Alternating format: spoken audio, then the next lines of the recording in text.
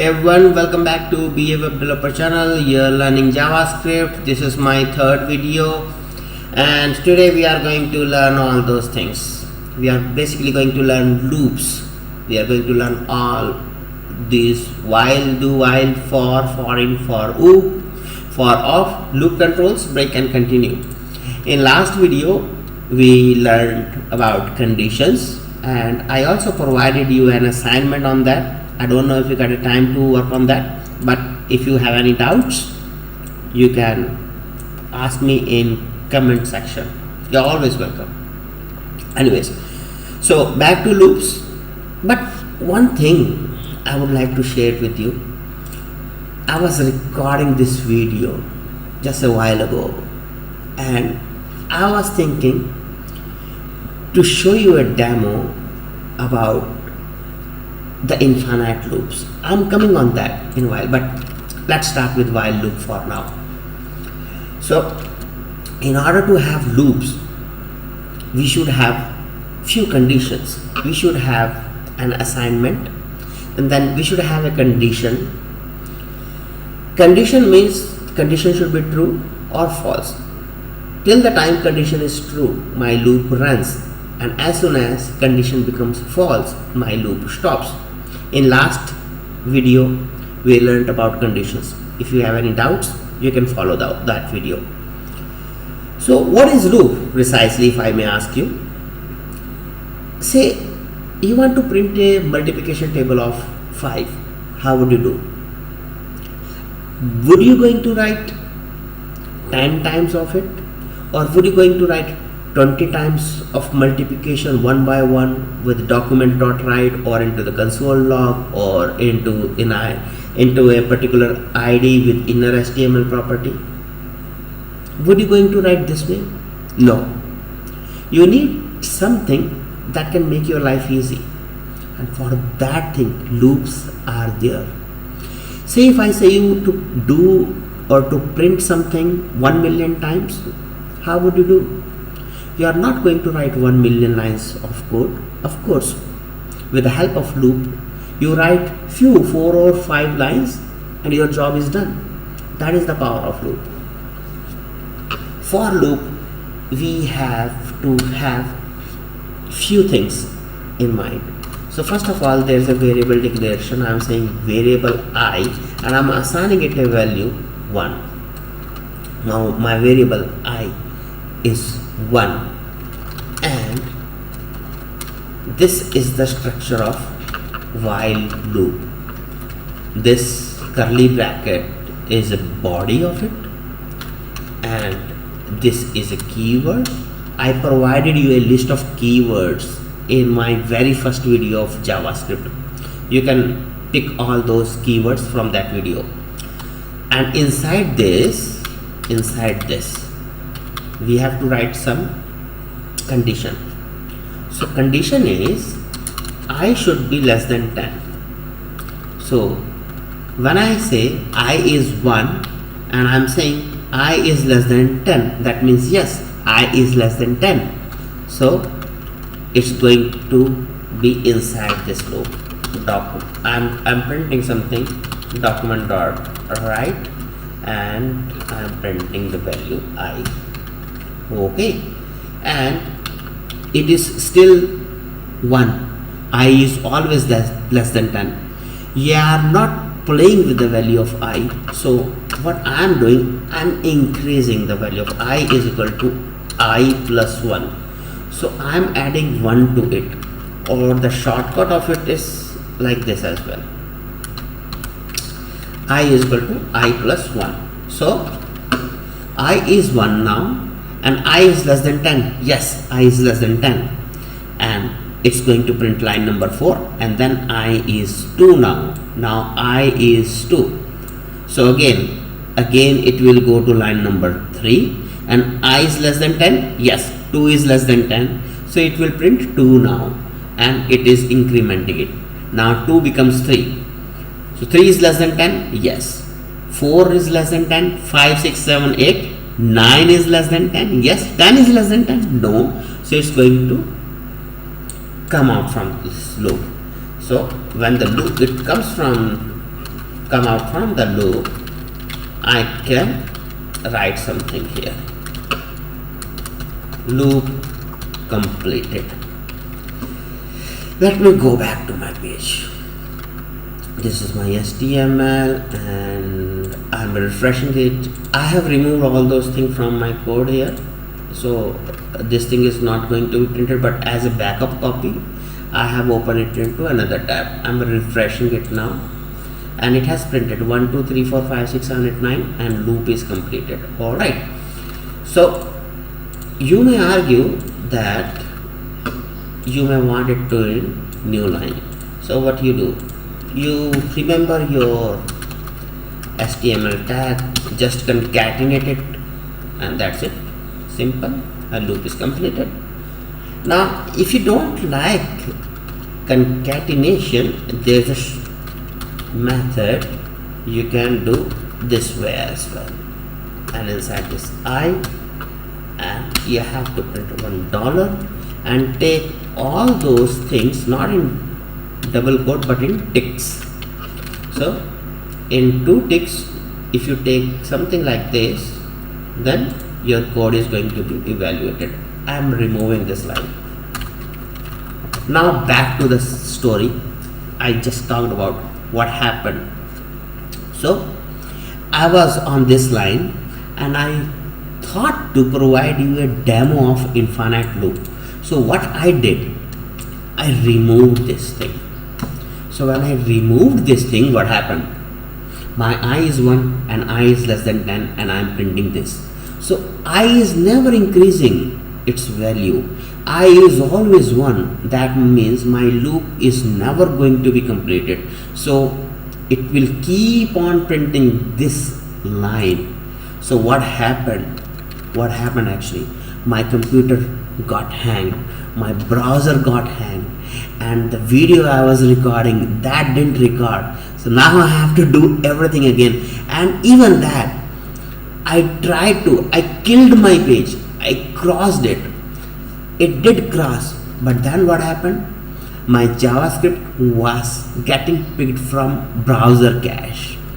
And I had no option left but to restart my machine.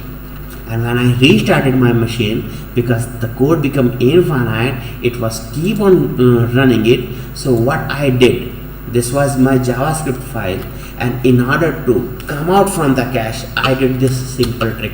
I did question mark while is equal to 1. So when I did this thing, my browser picked the fresh copy of JS, and this how I resolved it. So I'm removing it for now. Usually you must have seen in most of the site there is a version, so that is basically for removing the cache, because most of the libraries that come into the market usually have one version, and when new version is announced to the market, so developers have to add their version number as well. This way the browser picked the fresh copy of JavaScript, or basically all the static contents. When I say static contents means it could be CSS, it could be images, or it could be JavaScript files, or anything that is static, that is not going to be changed. So anyways, back to this thing. Hope loops, this while loop is clear to you. Now few important things. How about if I can do this like this. So plus, would there be any variation?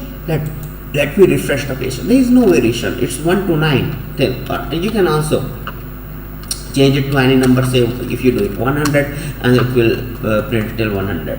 See here. Okay.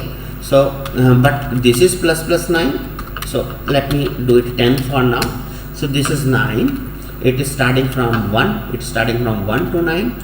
And let's say I do it like this, plus here. So what is happening?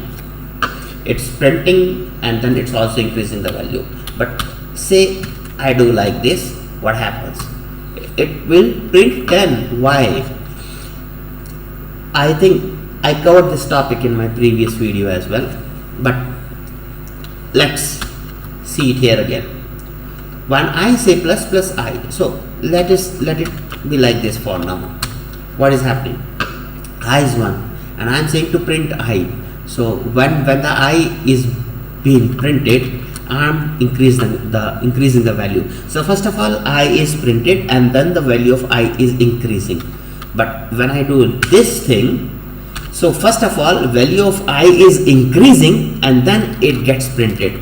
So when I did this thing, the value of I which was 1, it becomes 2 and it gets printed, and this time it is 10 as well, because first of all the value of I is increased and now it becomes 10, it gets printed. Although it is still less than 10, but here I am first of all increasing the value and then I am printing, so that's why it print 10 and it started from 2. Hope it's clear to you. Alright, and if you do not want to do this here, you can also do this thing here. So these are the few shortcuts of loop.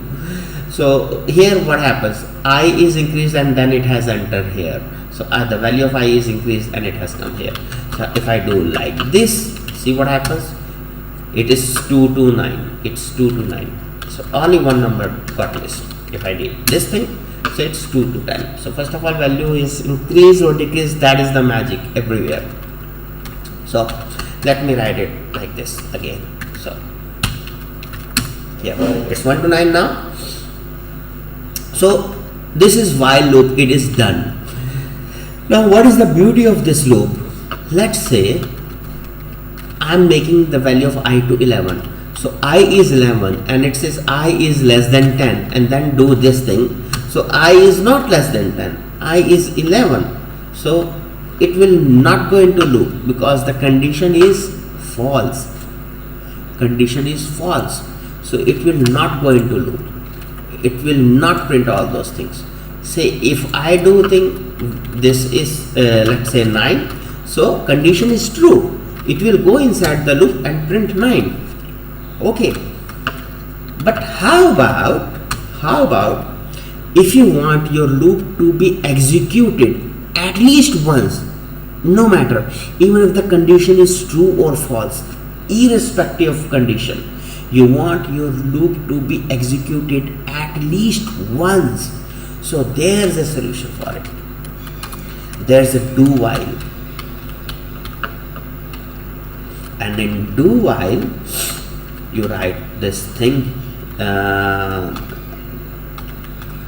This thing would be here. There's semicolon and it is like this. So what happens? Condition is checked at the end before entering the loop. In while loop I was checking the condition before entering into the loop, but in do while loop I am checking the condition after the body of the loop. So what happens? Condition is false but still it print 11. But how about if the condition is true? It will print everything normal as while loop was doing. But the beauty is this, even if the condition is false, my loop will execute at least once, and my loop, this thing, it entered into this body and print 11, and once this is done, it realized, oops, the condition was false, okay, I have to not print it. So that is what do while loop, this thing. Here also the same thing, you can do this here, plus plus or I plus plus or whatever you want to do, that is up to you. Alright, you can also do it like this here, same thing. Now we did this, now what is for loop? In for loop we already know that how many times my loop is going to run. We know the number of iterations already. Unlike in while loop and do while loop, we don't have any idea that for how long my loop is going to run. Let's say, for example, you may argue that you knew that already. We gave the value 10, so you knew that already, but it's not like that. Say I say to pick some values from database and keep it printing. you don't know how many values are stored into database. You will keep it printing till the values are there. So that is what a while loop is going to do. But in for loop, you know that in advance that how many data is available. So structure of for loop is very simple. For I, you can omit this thing. For I is equal to 1, I less than 10, and then I plus plus this thing, and document dot write and printing I. Let me write it to the same thing, which is my favorite one. I prefer to write this thing like this because I don't want to concatenate. See, the value of I is 1 and the condition is also checked and increment is also that. So this thing 1 to 9, alright, 1 to 9 is there. So if you do not want this thing here, you can do it like this and it will still print. And you can also take this thing here and it will serve the job. You can also do this thing like, so that is the beauty of for loop. Let's say you want to print in reverse order. So I is 11 and I can do, while I is greater than 0, print I, and instead of increasing the value, I am decreasing the value here. So it's 11 to 1. Fine. So this is my for loop.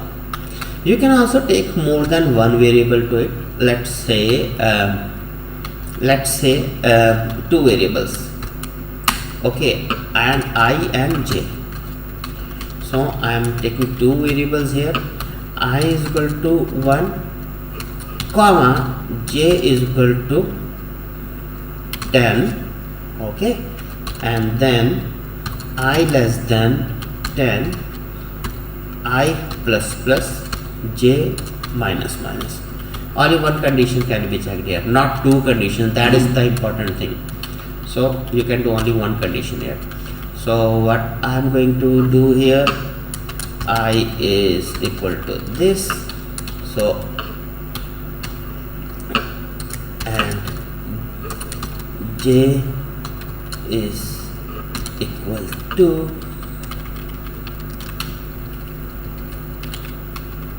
this. Now watch it before refreshing the page. I is 1, j is 10. I is plus plus, j is minus minus. So it should print I and it should print j. Condition I am checking from I only. Let me refresh my page here. I is 1, j is 10. So I is incrementing, j is decrementing.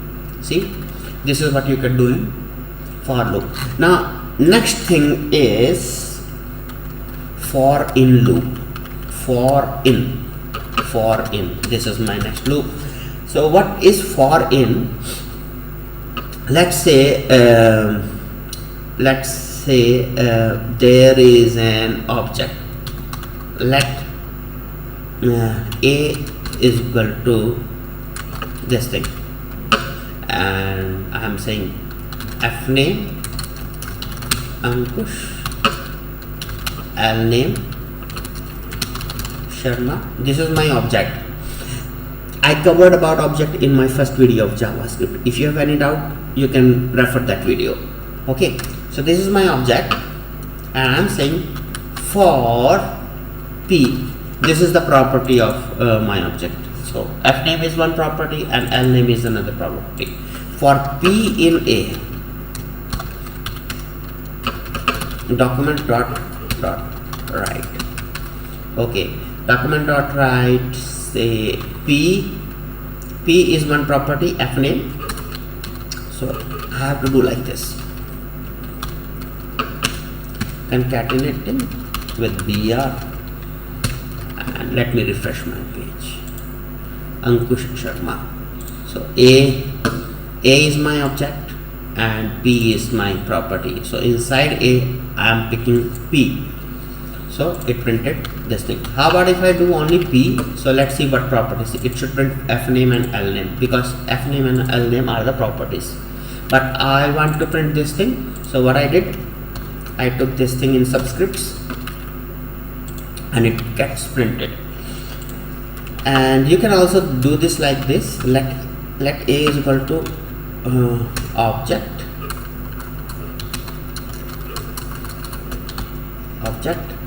and a dot f name is equal to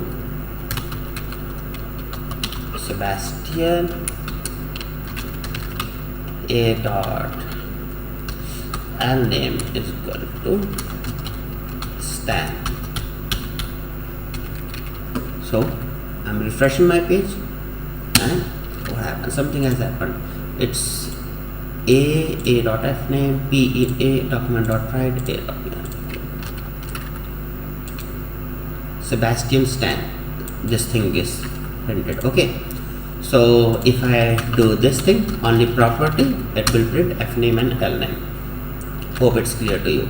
So that is, this thing is about object. You can also do this thing in for array, and let's say array is this thing, and inside my array I am having my name Ankush Sharma. This is my name, and for p in a, if I do p, what is printed? Basically this is on 0 index and this is on index 1, so I am going to have 0 and 1.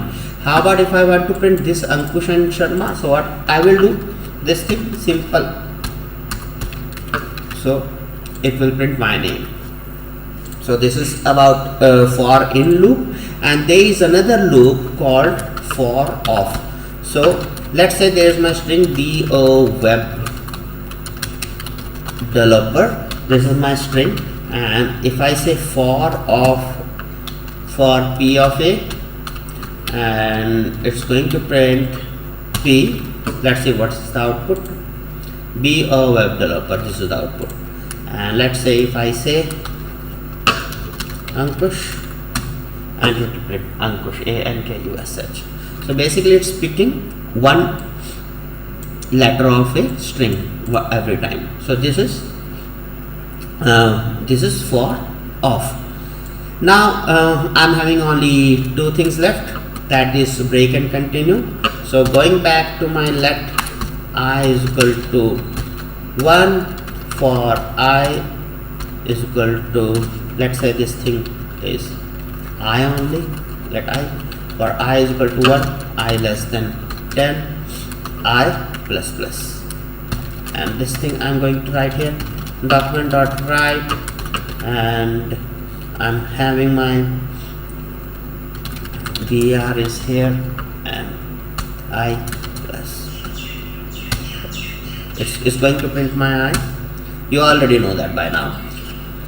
How about if I want to print till 5 only, till the time my I is 5. Okay, I want to print what, this thing. So if I is equal to 5, let's say if I is equal to 5, I want to break it.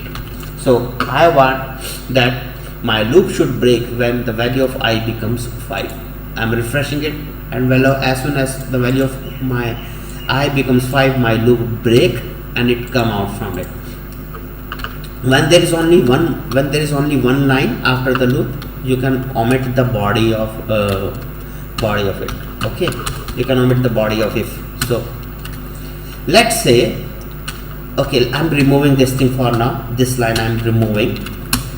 Now let's say I don't want to print 5 at all. I want to print 1, 2, 3, 4, 6, 7, 8, 9. I don't want to print 5. So what I do, I will do continue. See, 5 is not printed. So basically what break is doing, break is killing the loop as soon as the condition is met, and continue is skipping the loop when the condition is met, and then it skipped the subsequent rows. So when I did continue, it skipped the subsequent statement. So my next statement after this continue was this line number 5, and it skipped this and it restarted it. Hope you have enjoyed the session. If you are not, like, share and subscribe to my channel. I request you to do like, share and subscribe clicking here, and thank you for watching. Stay tuned. I'm going to give you some assignment the same way as I provided you in my previous video. If you have any questions or concern, you are always welcome to ask into comment section. Thank you so much and have a good day. Bye bye.